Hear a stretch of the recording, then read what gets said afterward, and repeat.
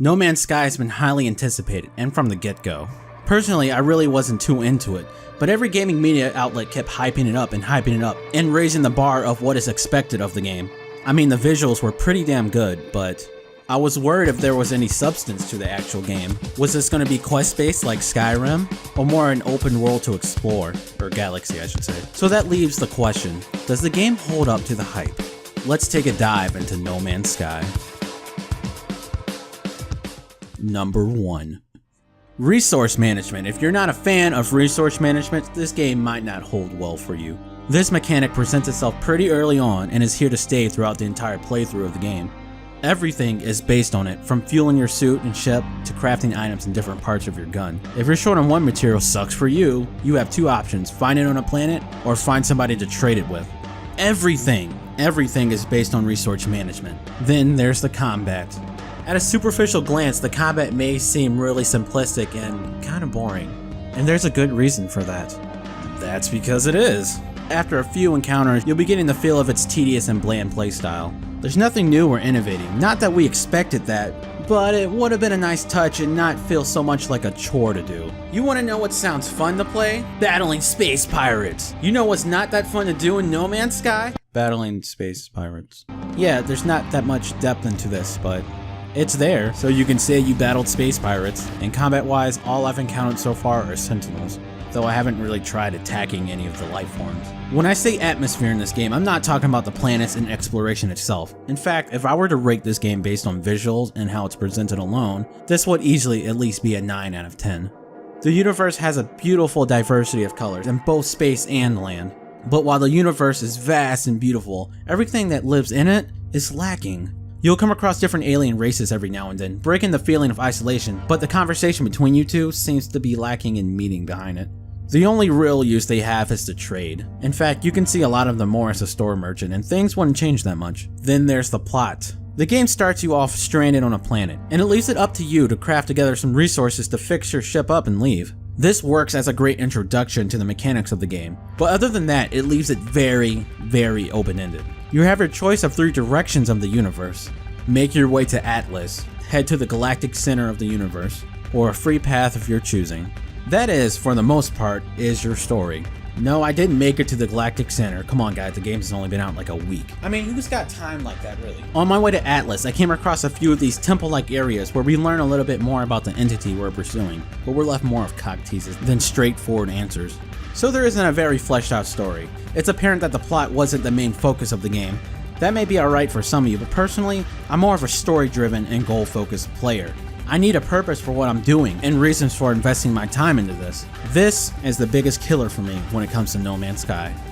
What No Man's Sky tries to accomplish is to capture just how immensely vast and empty our actual galaxy is, and it does an amazing job at just that. But that's also the problem with the game. It feels vast and almost empty, especially when you compare it to a game like, I don't know, Skyrim. I know it's not really a fair comparison, but which game did you have more fun with really? But like I said before, visually, this game is a treat, but not enough is there to keep you going. It's not a game to casually play every now and then, because there isn't a drive in the game to keep going. It is not a game that you can binge play until completion, because there isn't any completion, and the mechanics will get real old real fast. The game doesn't have much of a drive to keep playing, and for that reason, I don't believe this game will last very long in the gaming community, and it will be forgotten in about 6 months. That is my own opinion though, so feel free to disagree. No Man's Sky operates as this. Every planet, every animal is procedurally generated. Some planets may have life forms, some may not. Some has a lot of forestation, some has more elements to mine. It's all pretty much random. And the animals that live on the planet, let's just say they vary from interestingly creative to